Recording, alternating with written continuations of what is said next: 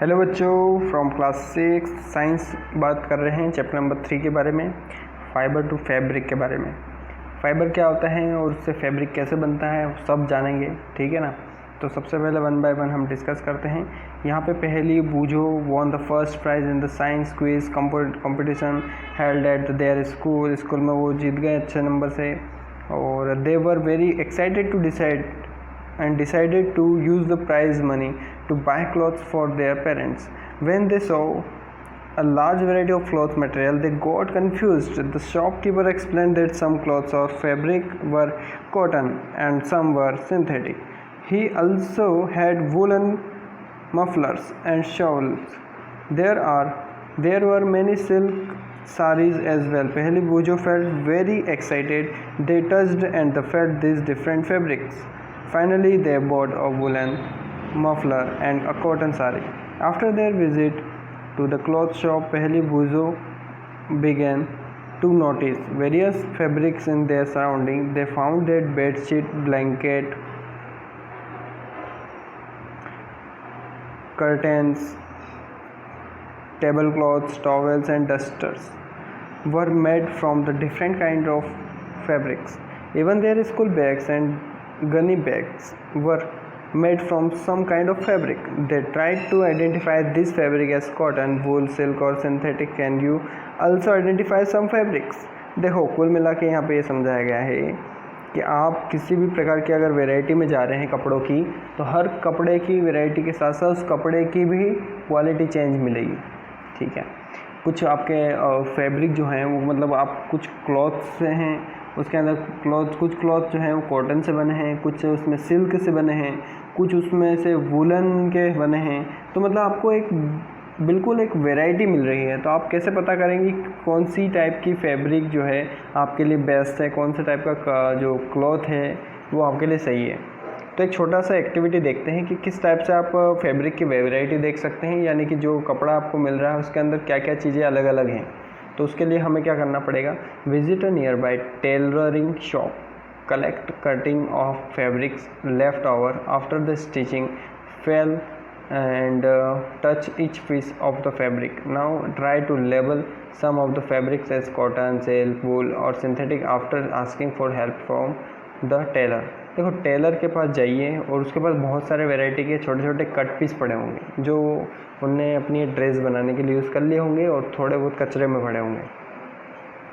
तो आप उसमें से वैरायटी ऑफ जो कट पीस हैं उनको उठाइए और उसमें से लेबलिंग कर लीजिए। जो कॉटन के उनको कॉटन का, सिल्क का, वूल का, और जो सिंथेटिक यानी कि मैं जो बनाया गया है बाद में एक आर्टिफिशियली, उसके ऊपर आप सबका लेबल कर दीजिए। Do you wonder that this different fabric are made of?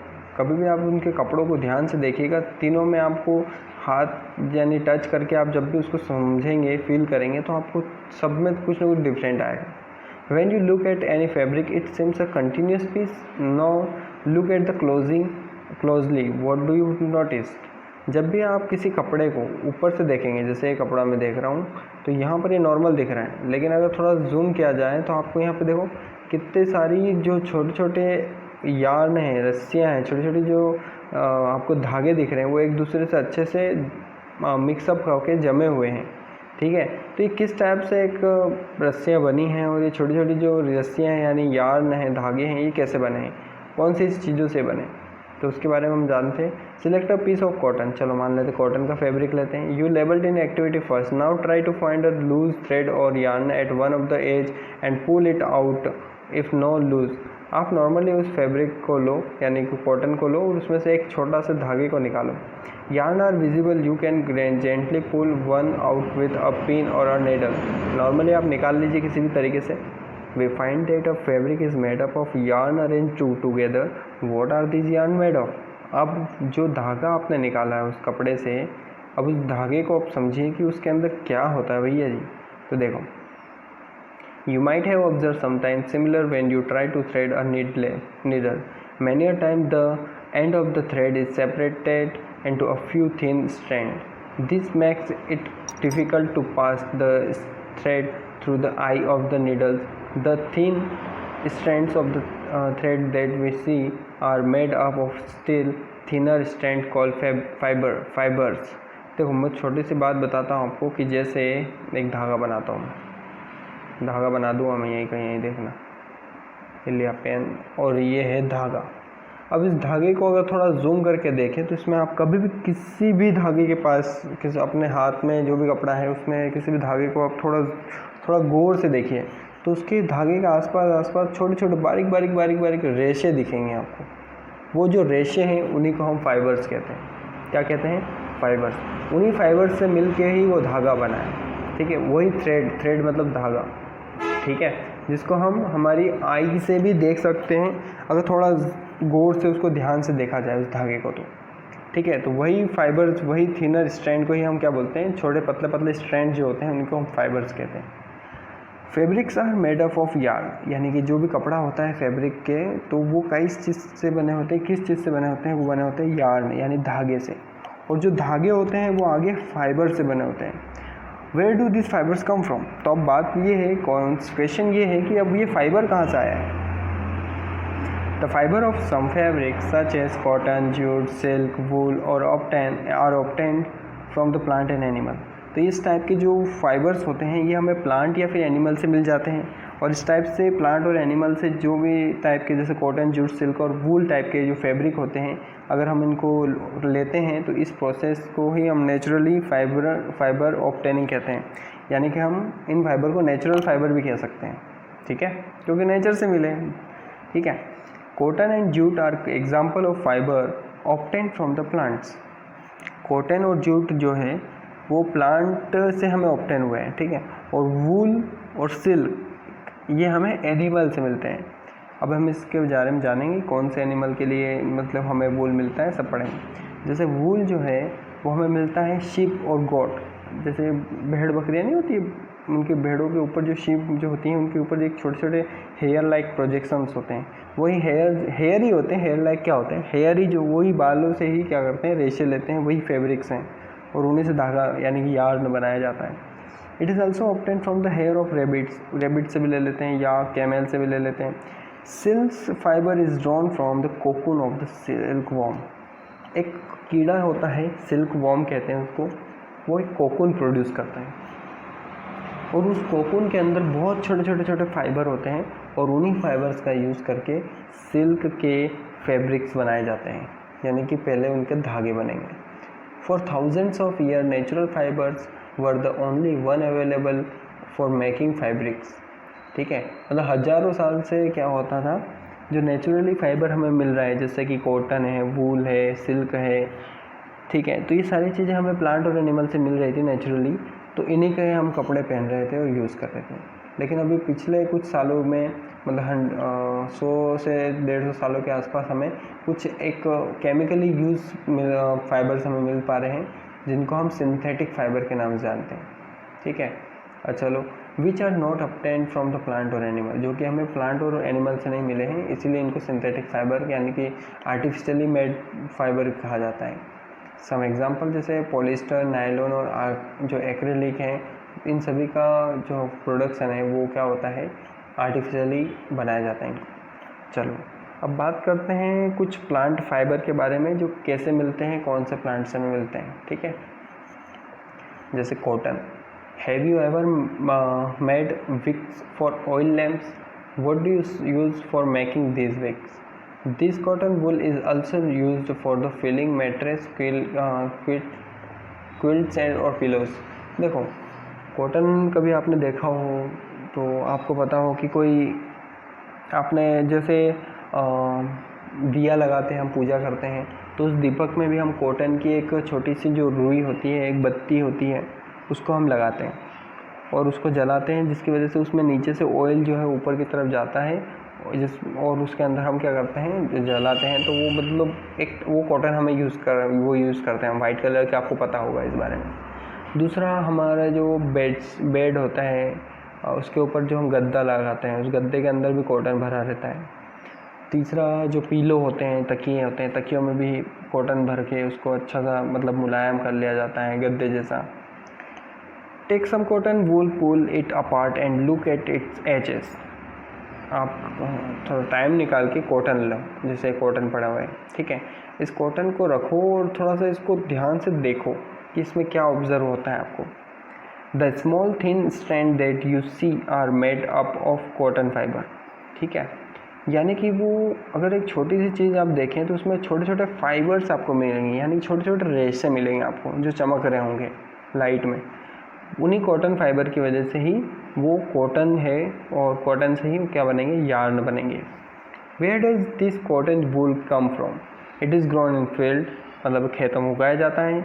Cotton plants are usually grown at the place having black soil and warm climate, गर्म जलवायु के क्षेत्र में और काली मिट्टी के अंदर इसको उगाया जाता है, आराम से उगा सकते हैं इसको।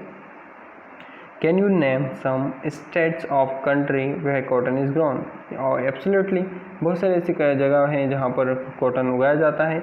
इसके बारे में आप इंटरनेट पर सर्च करके इसमें मुझे नोट डाउन करवाइएगा कि आप कहाँ कहाँ पे इसको देखते हैं, या फिर अपने फादर या मम्मी से पूछिएगा। The fruits of the cotton plant are about the size of a lemon, जो नींबू जो होता है, नींबू का जो प्लांट होता है उस पर जो नींबू लगे रहते हैं, उसी टाइप से कॉटन की बॉल होती हैं, यानी जिसके अंदर कॉटन होता है। और after maturing the balls burst open, the seeds covered with the cotton fibre can be seen. जैसे ही वो ऊपर का लेयर टूटता है वैसे ही अंदर से कॉटन निकलना बाहर हो जाता है। ये देखो इस टाइप से कॉटन लगती है, और जैसे ये आउटर लेयर है इसकी, और ये बर्स्ट हो जाती है और अंदर से कॉटन निकलता है। तो इस टाइप से ये हमने पढ़ी थी कॉटन के प्लांट से कॉटन कैसे निकलता है। अब बढ़ते हैं हम आगे और कॉटन के बारे में जानते हैं। Seen a cotton field that is ready to picking, it looks like a fielding covered with the snow. देखो नॉर्मल ऐसा लग रहा है कि जैसे बर्फ़बारी हो रही हो, दिख रहा है यहाँ पे जैसे बर्फ़बारी हो गई है, बर्फ़ गिर रहा होगा, ऐसा आपको दिखेगा जैसे कॉटन का प्लांट का आप कहीं पे फील्ड जाके देखोगे तो। From this balls cotton is usually picked by hands, fibres are then separated from the seeds by the combing. Combing यानी कंघा करना। कॉम्बिंग एक ऐसी टेक्निक है जिसमें कॉटन से हम उनके सीड को अलग करते हैं, उनके बीजों को अलग करते हैं। This process called ginning of cotton, और इस प्रोसेस को हम क्या बोलते हैं, गिनिंग। गिनिंग एक ऐसी ट्रेडिशनल प्रोसेस है जिसको हम हाथों के द्वारा करते हैं, और इसमें क्या होता है, this days machines are also used for ginning. और गिनिंग करने के लिए अब आजकल मशीनों का भी यूज़ किया जा रहा है, यानी जैसे एक गिनिंग की प्रोसेस चल रही है। गिनिंग यानी वही कॉम्बिंग की प्रोसेस जिसमें सीड्स को अलग कर दिया जाता है कॉटन से। अब बात करते हैं जूट। अब जूट हमें कहाँ से मिलता है, कॉटन तो हमें कॉटन प्लांट से मिल गया, जूट फाइबर से often from the stem of the jute plant. किसी भी जूट प्लांट के स्टेम जो होती है उससे हमें जूट फाइबर मिलते हैं। फिर जूट फाइबर से हम धागे बनाते हैं, यार्न, और उन धागों का यूज़ करके फैब्रिक्स का बनाया जाता है, और उन फैब्रिक्स के बाद हमें अलग अलग टाइप के क्लॉथ्स की फॉर्मेशन मिलती है। जैसे यहाँ पर आपको कुछ जगहें बताई गई है जहाँ पर इस टाइप के जो जूट प्लांट है वो लगे रहते हैं। बारिश के सीज़न सबसे अच्छी कल्टीवेशन होती है इनकी, और इंडिया के अंदर ये वेस्ट बंगाल और बिहार, असम के अंदर मिलता है। The jute plant is normally harvested when it is at the flowering stage. जब जूट प्लांट में फ्लावर्स लगते हैं तभी इनको काट लिया जाता है। The stem of the harvest plant are emerged in the water for a few days. कुछ दिनों के लिए इनकी स्टेम जो होती है, तने को पानी में डाल दिया जाता है काटने के बाद। The stem, root and fibres are separated by hands. जो स्टेम्स होती हैं वो सड़ने लगती हैं, और उसके बाद इसको फिर इनके फाइबर्स जो होते हैं उनको हाथों के द्वारा अलग निकाल लिया जाता है। जैसे कि ये यहाँ कॉटन का भी है, देखो ये यार्न धागे बनाए गए हैं। To make fabrics all these fibres are first converted into yarn. सबसे पहले इन सभी फैब्रिक्स का यूज़ करके इनके यार्न बनाए जाते हैं। यार्न यानी धागे। How is done. अब होता है, हम एक एक्टिविटी पढ़ते हैं कि किस टाइप से इसमें धागे बनता है। Hold some cotton wool in one hand, pinch some cotton between the thumb and forefinger of the other hand. Now gently start it pulling out of the cotton with continuously twisted the fiber. Are you able to make a yarn? The process of making yarn from fiber is called spinning. Spinning यानी कि जिस cotton से हम yarn यानी धागा बना पा रहे हैं उस प्रोसेस को ही हम क्या कहते हैं, spinning. In this process fibers from a mass of cotton wool are drawn out or twisted. Twist कर करके उसके धागे बनाए जाते हैं। This brings the fiber together to form a yarn. A simple device used to spinning is a hand spindle, also called takli. Another hand operated device used for the spinning is charkha. Use of charkha was popularized by Mahatma Gandhi as a part of the independence movement. He encouraged people to wear clothes made of homespun yarn termed as a khadi and shun. Imported cloth made in the mills of the Britain. अब देखो यहाँ पे महात्मा गांधी ने इस type के चरखे का use करके क्या कर रहा था, ये जैसे कॉटन एक हाथ में पकड़ रखा है और धीरे धीरे जाके उसका एक धागा बन रहा है. तो यही धागा बना के वो क्या करता, वो कहना चाह रहे थे कि खुद से अपने खुद के कपड़े बनाओ और मेड इन इंडिया, यानी खुद से कपड़े बनाओ, खुद ही पहनो, उनको किसी दूसरे से खरीदने की ज़रूरत नहीं है. To popularise and promote khadi, तो government of India constitute a body called khadi and Village Industries Commission in 1956. Spinning of yarn on a large scale is done with the help of spinning machines. Spinning machines आ गई हैं अभी बहुत सारी market में, जिसकी वजह से स्पिनिंग करना और ज़्यादा सिंपल हो जाता है और अधिक से अधिक यार्न को हम बना सकते हैं, फैब्रिक बनाने के लिए यूज़ कर सकते हैं. Yarn to fabric. अब देखो धागे से हम कपड़े कैसे बनाएंगे. There are many way to which fabric are made of from yarn. The two main process are weaving and knitting. दो प्रोसेस हैं जिसकी वजह से हम एक धागे को यानी यार्न को फैब्रिक के अंदर चेंज कर सकते हैं, यानी कपड़े के अंदर चेंज कर सकते हैं. अब कैसे? वीविंग एक ऐसी टेक्निक है जिसमें you might have notice that a fabric is made up of two sets of yarn arranged together. The process of arranging two sets of yarn together make a fabric is called weaving. Let us try to know what is the process in it. ठीक है, बात करते हैं weaving. Weaving एक ऐसी process है जिसमें दो धागों को एक दूसरे से एक फैशन के हिसाब से जोड़ते हैं, एक मेथड के प्रोसेस में उसको जोड़ते हैं और उससे एक फैब्रिक बनाते हैं. ठीक है, चलो चेक करते हैं कैसे. Take two sheets of paper of different colours.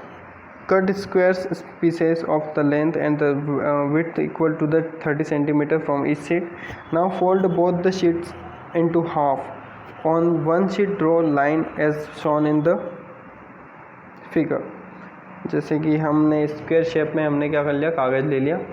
ठीक है, अब उसको इस टाइप से काटेंगे. अब क्या करेंगे, and on the other as shown in the 3.12 और एक कौन सा है 3.12 में ए में. चलो देखो ए और बी में सबसे पहले इस टाइप से पेपर काट लेंगे. ठीक है, और यहाँ पे बी में क्या है, जैसे कि यहाँ पे बी में दिख रहा है, इसी टाइप से हम उसको कट कर लेंगे कागज़ को. Cut both the sheets along the dotted line. जो डॉटेड लाइन है उनसे हम क्या करेंगे, देन अनफोल्ड, उसको फिर अनफोल्ड, जो फोल्ड किया था उसको वापस अनफोल्ड कर लेंगे, खोल लेंगे.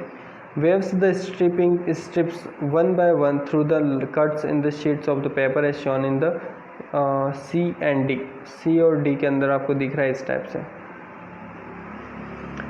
Show the pattern after weaving all the strip. नाइटिंग, इस टाइप से नाइटिंग हो जाएगी. ठीक है, चलो देखो अब थोड़ा सिंपल से इसने क्या बोला है.